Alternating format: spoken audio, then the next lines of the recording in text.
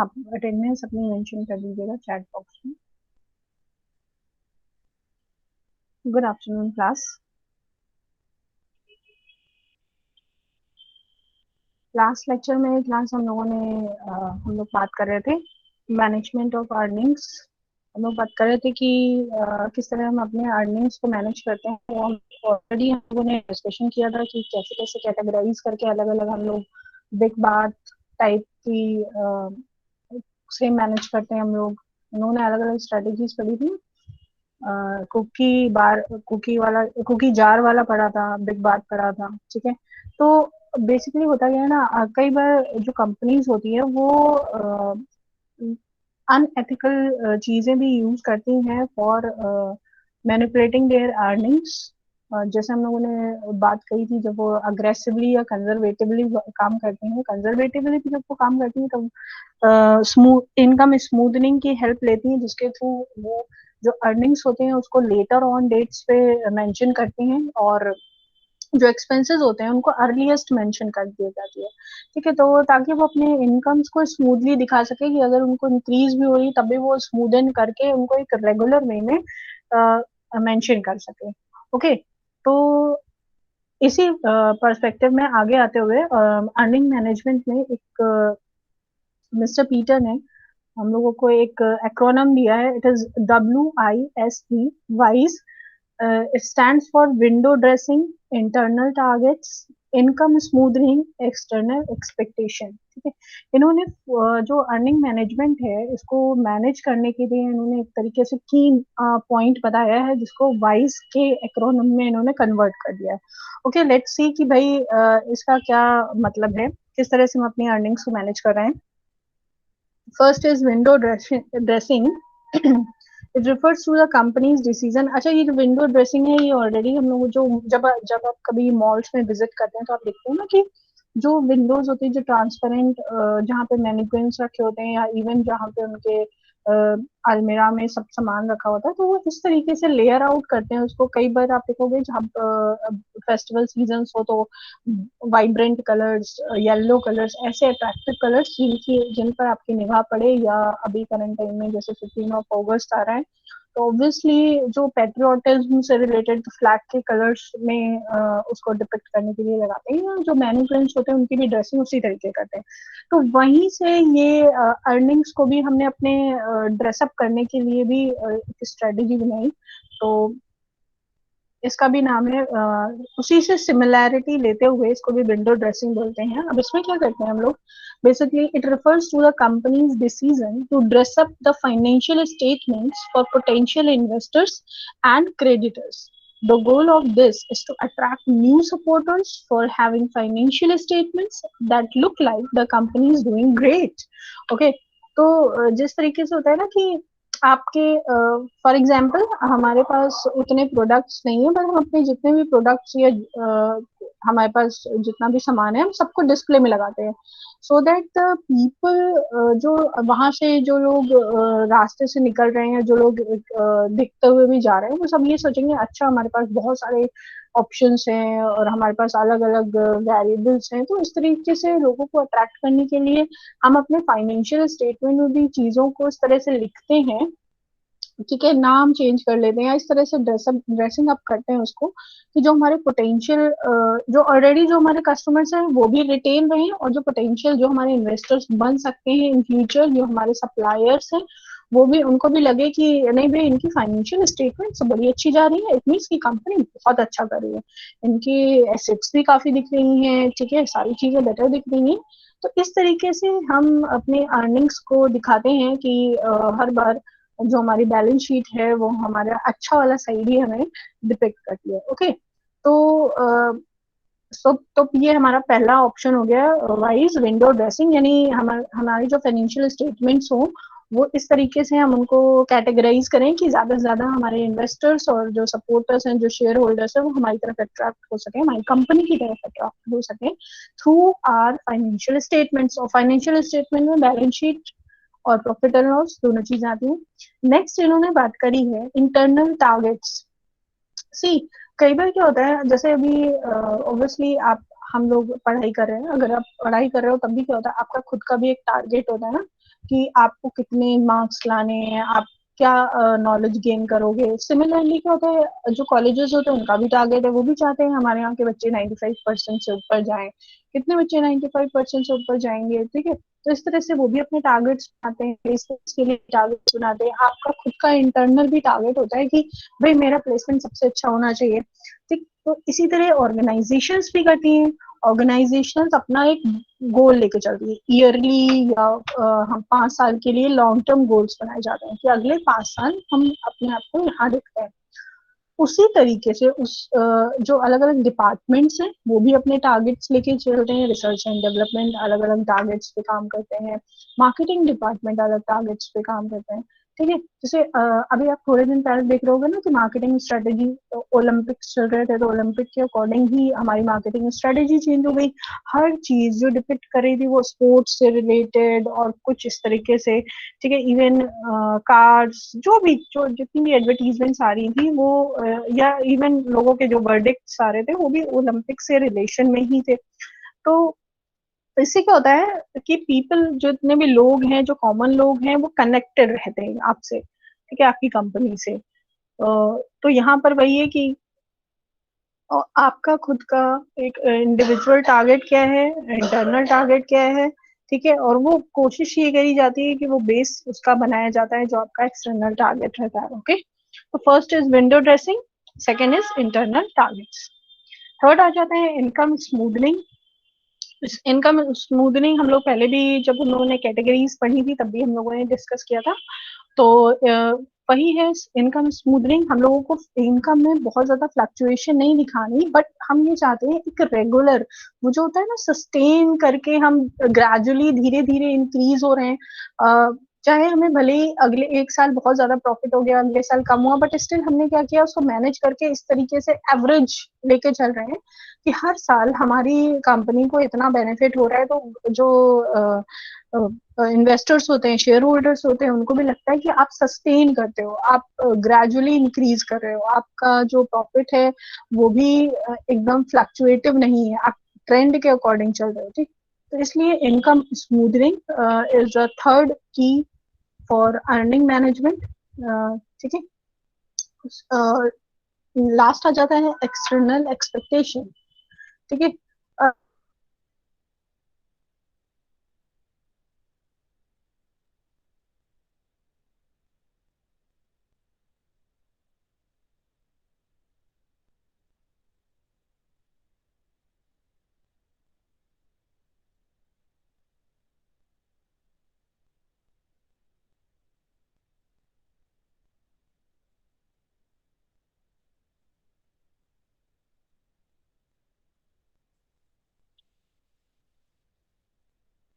Students, are we connected?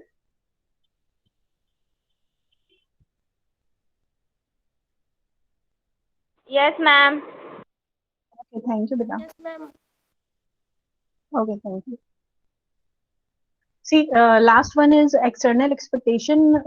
यहाँ पर हम लोग फ्यूचर को बेस बना के अपने प्रोजेक्ट्स, अपने प्रॉफिट्स, अपने इन्वेस्टर्स सबका प्रोजेक्शन करते हैं कि फ्यूचर में हम, अभी हम यहाँ पे करंट में हम इस पोजीशन पे हैं और हमें कितना और आगे ग्रेजुअली बढ़ के जाना है और कितना हम आगे मूव ऑन करेंगे, कितना आगे बढ़ेंगे।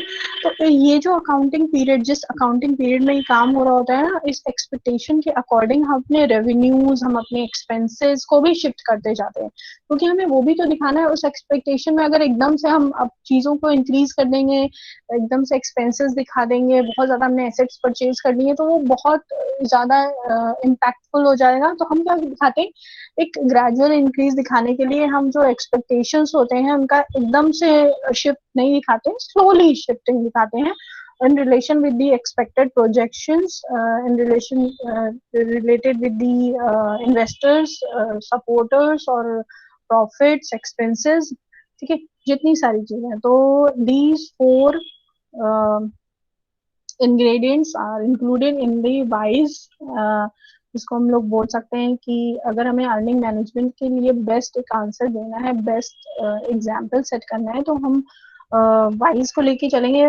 W is for window dressing, I is for internal targets, and then S for smoothening, which is income smoothening, and the fourth one is external expectation. Okay, so this is to make you understand in a better form that what is earning management. Okay, now let's हम अपने next topic पे आते हैं. अब ये earnings का हम कहाँ कहाँ अर्निंग्स को यूटिलाइज करेंगे. ओके, सी, जो हमारी अर्निंग्स होती हैं, जो किसी भी कंपनी की अर्निंग्स होती हैं, वो कंपनी उनको कहाँ यूज करती है. ऑब्वियसली कंपनी चाहती है उनको रिटेन रखे फॉर दी फ्यूचर, जो भी उनका गोल्स हैं, या उनको नई कंपनी ओपन करनी है, नए प्रोडक्ट्स लॉन्च करने हैं, तो उसके लिए वो क्या करते हैं, कुछ अमाउंट रिटेन रखते हैं, कुछ कॉस्ट बचा के रखते हैं. And the second one is dividend pay करना. ठीक है, तो डिविडेंड पे करना भी जरूरी होता है, क्योंकि आपके शेयर होल्डर्स वेट कर रहे होते हैं, और जो प्रेफरेंस शेयर होल्डर्स होते हैं उनको तो आपको देना ही होता है. ठीक है, इक्विटी शेयर होल्डर्स को भी लगता है भाई शेयर की वैल्यू तो इंक्रीज हो, तो वो डिविडेंड के लिए भी आपको डिसीजन लेना पड़ता है. ओके, तो सबसे पहले हम लोग बात करते हैं, let's talk about retained earnings. Already हम लोग रिटेन्ड अर्निंग के बारे में बात कर चुके. When we are talking about cost of retained earning, ठीक है, तब हम लोगों ने बात कही थी कि रिटेन अर्निंग की भी एक कॉस्ट होती है, बिकॉज हम लोग जब भी अपना पैसा ब्लॉक करते हैं, तो जो हमारी अपॉर्चुनिटी कॉस्ट हम लोगों को लॉस्ट हो रही होती है, या हमारा जो रेट ऑफ रिटर्न हम लोगों को नहीं मिल रहे होते हैं, उस पर हम लोगों ने बात करी थी. ओके, तो एक बार और क्लियरली समझ लेते हैं what is retain earning. Retain earning are the portion of a business profit that are not distributed as dividend to shareholders. Simple.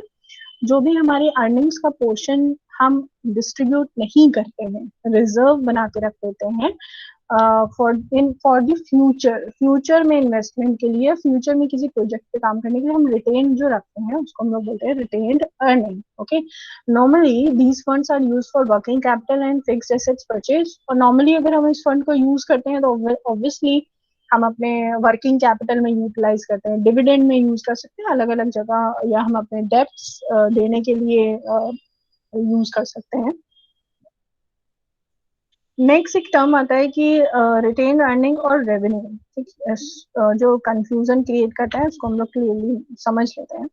What is revenue? Revenue and retained earning provides insight into a company's financial performance. We all know that कि हमें revenue से और जो हमारे retained earning है, क्योंकि हम जितना पैसा बचा पा रहे हैं उसी से, तो हमारी सेविंग से ही तो पता चलता है कि हम ज्यादा अर्न कर रहे हैं, तभी तो सेव कर पा रहे हैं. तो कंपनी की फाइनेंशियल पोजीशन इससे या परफॉर्मेंस या साउंडनेस पता चलती है. और सी, रेवेन्यू से भी पता चलता है, हम जितना ज्यादा हमारे टर्नओवर्स हैं, रेवेन्यू हमें आ रहा है, हम उतना ज्यादा प्रॉफिटेबल फर्म की कैटेगरी में आप आते हैं.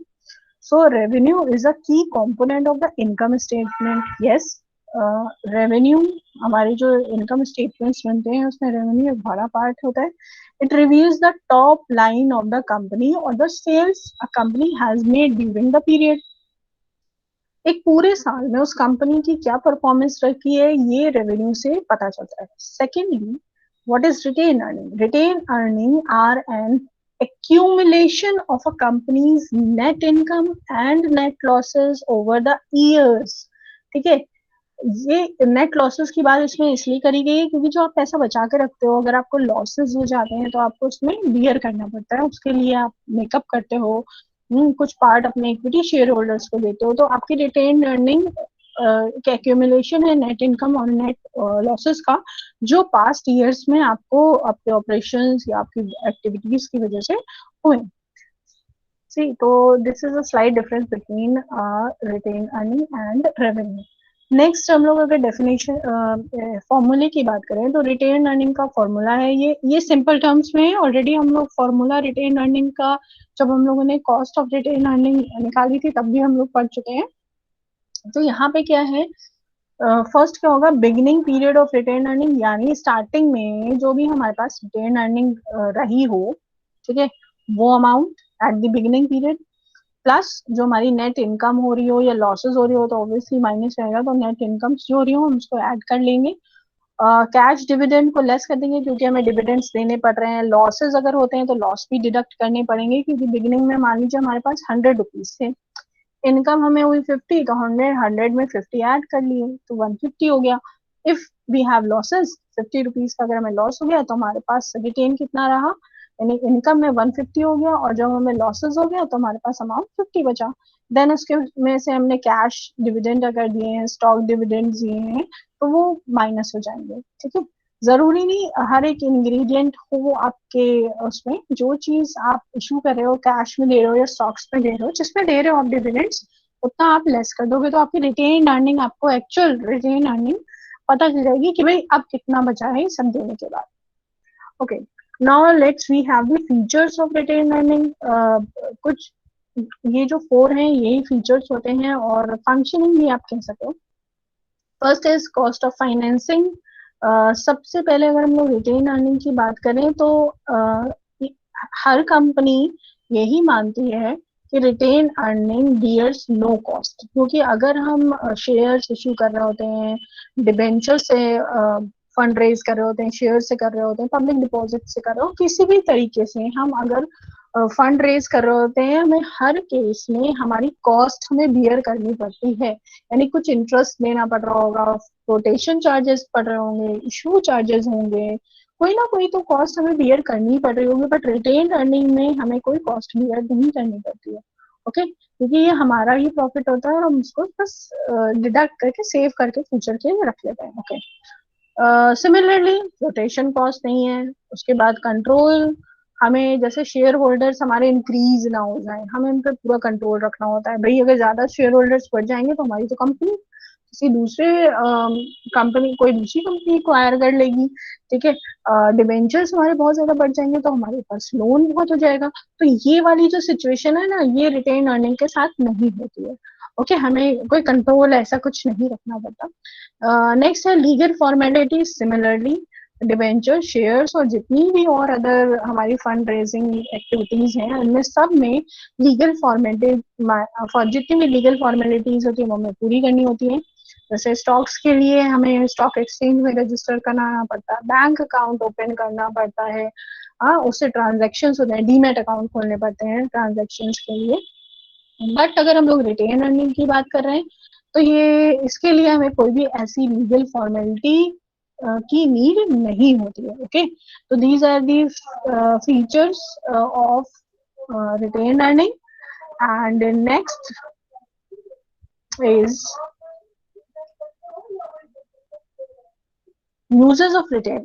ओके, अब सबसे बड़ी बात है कि भाई रिटेन अर्निंग जो हम रिजर्व्स अपने बना के रख रहे हैं, हम इनका यूज कहाँ करते हैं। तो इसके दो यूजेस हैं।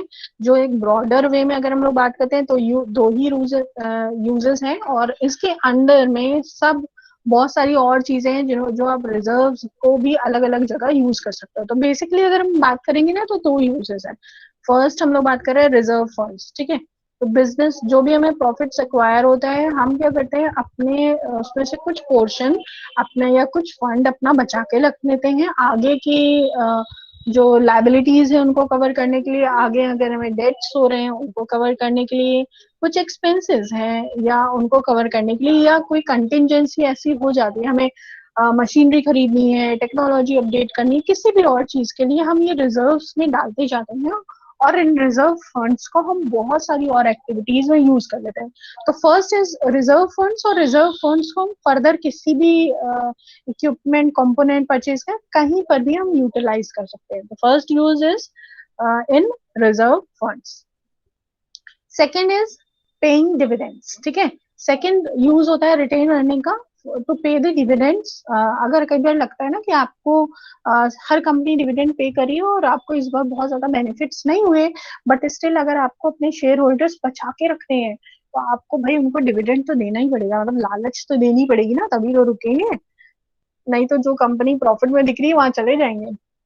ठीक है, तो रोकने के लिए आपको अभी इस बार तो हमें भाई ज्यादा प्रॉफिट हुआ नहीं, तो हमने जो हमारे पास रिटेन्ड अर्निंग्स जो हमने बचा के रखी थी उसमें से थोड़ा सब अमाउंट पोर्शन निकाला और हमने अपने जो शेयर होल्डर्स थे, जो इन्वेस्टर्स थे, उनको बांट दिया। ठीक है, तो second thing is where we use our retain earnings is paying dividends. Dividends I hope अभी अब तो सबको क्लियर ही होगा डिविडेंड्स क्या होते हैं। डिविडेंड्स हमें जो शेयर्स पे जो शेयर्स होते हैं उन पर जो पोर्शन प्रॉफिट के पोर्शन का दिया जाता है वो डिविडेंड्स दिया जाता है। डिबेंचर्स पे इंटरेस्ट होता है और शेयर होल्डर्स पर डिविडेंड्स होते हैं, शेयर्स पे डिविडेंड्स होते हैं। ओके, नेक्स्ट हम लोग आ जाते हैं टाइप्स ऑफ डिविडेंड डिसीजंस। ठीक है, अब जो डिविडेंड डिसीजंस हैं उनकी कैटेगरीज क्या है, या वो डिसीजंस को हम किन किन अलग अलग डिवाइड करके किस में दे सकते हैं। ठीक है, फर्स्ट इज स्टेबल डिविडेंड्स, यानी हम डिसीजन ले सकते हैं कि हमारा डिविडेंड स्टेबल रहेगा। मतलब ये आप स्ट्रैटेजीज भी मान सकते हैं हम इसको, कंपनीज अपना बना के चलती हैं कि स्टेबल डिविडेंड्स रहेंगे, यानी same amount of dividends are paid out every year. यानी आपको प्रॉफिट हो ना हो, बट आपने बना रखा है कि भाई हम इतना अमाउंट, इतना जो पैसा है वो हम डिविडेंड्स में देते रहेंगे stably. Second is constant. Constant का मतलब होता है कि जब हम कांस्टेंट एक परसेंटेज सेट कर लेते हैं, जब हम अमाउंट सेट कर लेते हैं तो वो स्टेबल हो जाता है। जब हम परसेंटेज सेट कर लेते हैं, यानी प्रॉफिट का इतना परसेंट, ठीक है, कितना भी प्रॉफिट आपको 100 हुआ तो आपने उसका 10%, प्रॉफिट आपको 200 हुआ तो उसका 10%, तो उसको बोलते हैं कांस्टेंट। तो तब हम यूज करते हैं परसेंटेज। ठीक है, और स्टेबल में हम अमाउंट सेट कर लेते हैं कि हमें प्रॉफिट 200 हो, 300 हो, 400, हमें उससे मतलब नहीं, हम 50 रुपीज ही अपना डिविडेंड में बांटेंगे। ठीक, नेक्स्ट आ जाता है कैश डिविडेंड। कई बार कंपनीज क्या करते हैं, डिविडेंड्स कैश में देती हैं, और वो सबसे ज्यादा कॉमनली यूज होने वाला डिविडेंड स्टाइल है ये। और हम क्या करते हैं, डिक्लेयर करते हैं and then we paid our dividends amount in cash through bank. ठीक है, नेक्स्ट हो जाता है स्टॉक डिविडेंड्स। इसमें हम कैश नहीं देते हैं, बस कैश की जगह पर हम क्या यूज करते हैं, स्टॉक्स। जो भी हमारे पास कॉमन स्टॉक्स पड़े होते हैं हम अपने शेयर होल्डर्स को वही देते हैं। और मोस्ट ऑफ द टाइम जो ये स्टॉक डिविडेंड्स होते हैं, ये जो पहले से आपके share holders, retained share holders and नए शेयर होल्डर्स को स्टॉक जल्दी नहीं दिए जाते हैं। जो आपके पहले से आपके शेयर होल्डर्स बने हुए हैं उन्हीं को और फर्दर और ज्यादा स्टॉक्स दे देते हैं। ओके, नेक्स्ट आ जाता है प्रॉपर्टी डिविडेंड्स। इसमें ये नॉन मॉनेटरी होते हैं, कैश में भी नहीं होते हैं, स्टॉक्स में नहीं देते हो, बट आप क्या करते हो कि आपके पास जो भी एसेट्स हैं उसमें ओनरशिप या उतने पार्ट की परसेंटेज की वैल्यू आप शेयर करते हो, उसको बोलते हैं प्रॉपर्टी डिविडेंड। नेक्स्ट आ जाता है script dividend. when a company may not have sufficient funds, जब sufficient funds नहीं होते हैं तो वो क्या करते हैं, एक लेटर इशू कर देती है कंपनीज कि भाई अभी तो हमारे पास फंड्स नहीं है क्योंकि हमने नई जगह इन्वेस्ट कर दिया, नई कंपनी में इन्वेस्ट कर दिया जो हम लोगों ने अभी भी स्टार्ट करी है, बट प्रॉफिट तो हमें हुआ है, बट हमने प्रॉफिट को ज्यादा वहां यूज कर लिया, तो अब हम आपको कैसे देंगे। ठीक है, तो वो उसके लिए क्या करते हैं, एक लेटर इशू कर देते हैं, वो बोलते हैं हम आपको फ्यूचर में देंगे। ठीक है, तो वो क्या करते हैं, एक promissory note kind of issue कर देते हैं, प्रॉमिस या एग्रीमेंट कह सकते हैं, इशू कर देते हैं कि हम आपको इस डेट पे हम आपको इतना इतना डिविडेंड जो हमने प्रॉमिस किया था हम आपको देंगे। Okay, currently we are running out of cash जो भी है उनके पास में। ठीक है, तो ये वाला ऑप्शन भी रहता है। लास्ट आ जाता है लिक्विडेटिंग डिविडेंड। लिक्विडेटिंग डिविडेंड तभी यूज किया जाता है जब कंपनी लिक्विडेट होती है, यानी कंपनी के एसेट्स को लिक्विड कर दिया जाता है और सारी एसेट्स को बेचकर जितने भी शेयर होल्डर्स हैं उनको डिविडेंड बांट दिया जाता है। ओके, तो ऑब्वियसली इसको प्रोसिक्यूटर्स करते हैं और ये एक लीगल एक्शन है। ठीक है, कंपनीज इसको यूज नहीं करती हैं, ये ऑडिटर्स और सेंट्रल गवर्नमेंट या स्टेट गवर्नमेंट की अथॉरिटी से ही लिक्विडेटिंग डिविडेंड्स बांटे जाते हैं। Okay, so these are, we can say, these are the dividend decision which a shareholder can get. ठीक है, अलग अलग टाइप्स के हमारे पास डिविडेंड हो गए, और यहाँ पर हम अपना टॉपिक एंड करते हैं।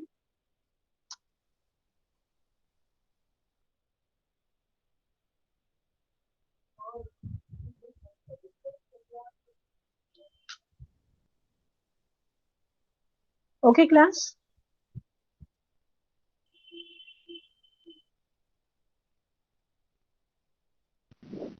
मैम। Class, hello ma'am.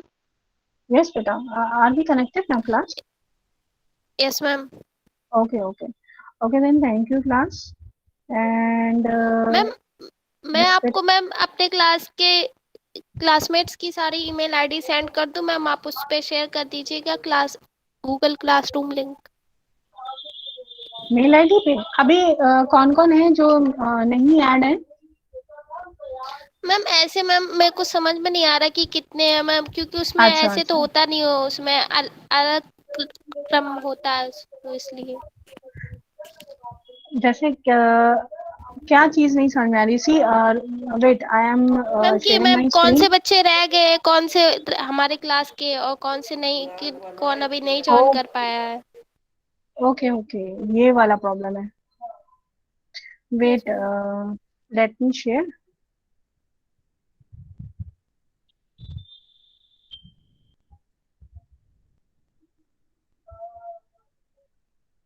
अभी हम ये शेयर कर रहे हैं सेक्शन ए का, क्योंकि बाद में मर्ज हुई क्लास, तो मेरे पहले हमने अलग अलग सेक्शंस का बनाया था, तो बी एंड सी का एक साथ है मेरे पास और सेक्शन ए का अलग है। ठीक है, क्लासरूम बना हुआ है। तो ये जो हम शेयर कर रहे हैं ये सेक्शन ए है। Is it visible? Yes ma'am. Okay, see I have 44 students in section A, of section A. It is Farhan, Ayushi,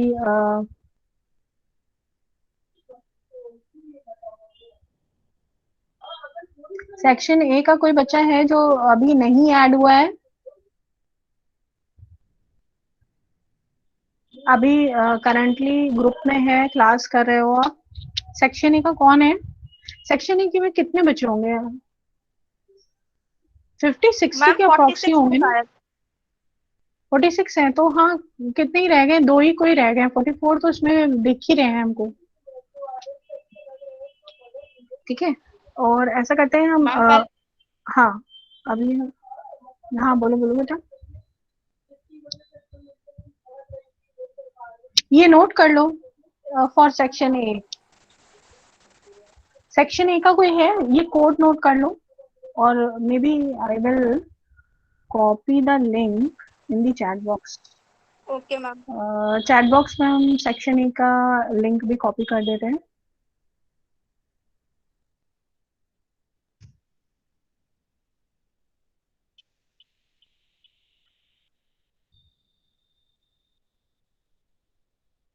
ठीक है, तो ये हमने सेक्शन ए का लिंक कॉपी कर दिया है। Now I am going to share. ये नोट कर लिया ना सेक्शन ए का code? Yes ma'am. Okay okay,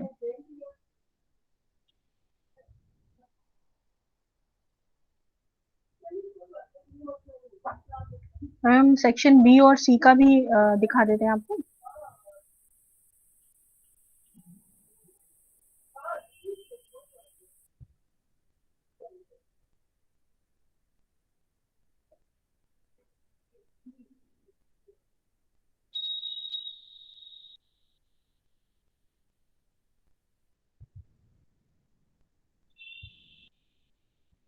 ये सेक्शन बी एंड सी का है, इसमें 49 है। ठीक है, इसमें तो बहुत कम है, इसमें तो अकेले ही अब हम इसका भी शेयर कर देते हैं, ऐसा करते हैं।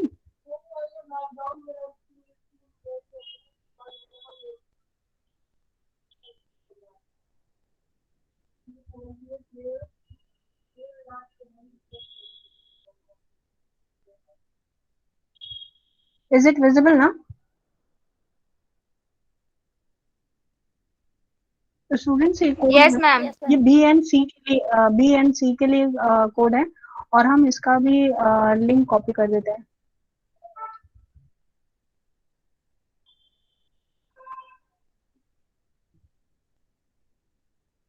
और आप देख सकते हो, आप लोग जो लोग गूगल क्लासरूम में ऐड हो ना, तो आप लोग देख तो सकते ही हो, उसमें बच्चों की लिस्ट तो पूरी आपको भी विजिबल होती होगी, कौन कौन ऐड है, यस मैम। तो आप उसे चेक कर सकते हो। Yes ma'am. बाकी एक बार ट्राई कर लो, और जो नहीं ऐड होता है, बहुत टेंशन लेने की जरूरत नहीं है, उसकी खुद की भी रिस्पॉन्सिबिलिटी है। अ,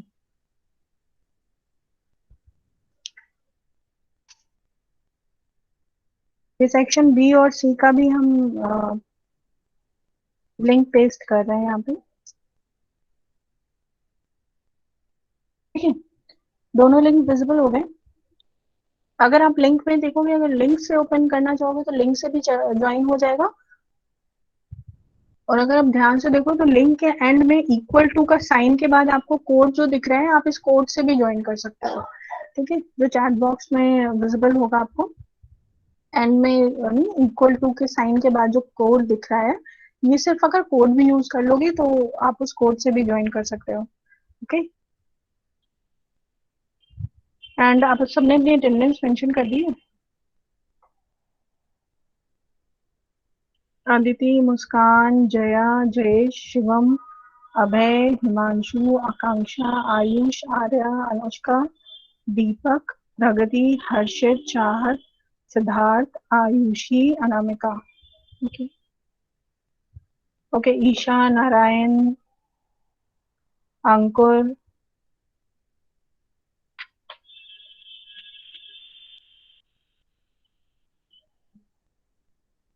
ओके फाइन।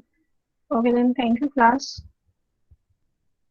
और किसी को कोई इशू है ज्वाइन करने में तो आप अभी बता सकते हो, जो नहीं ज्वाइन हो पा रहे।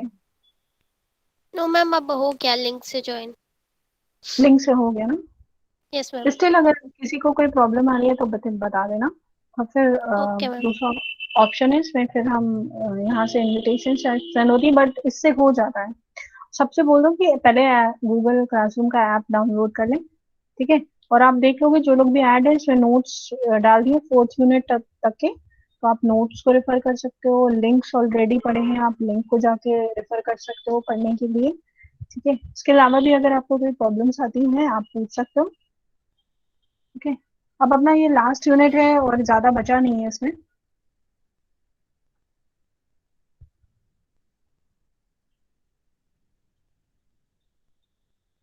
Okay, thank you class. Thank you ma'am. Welcome.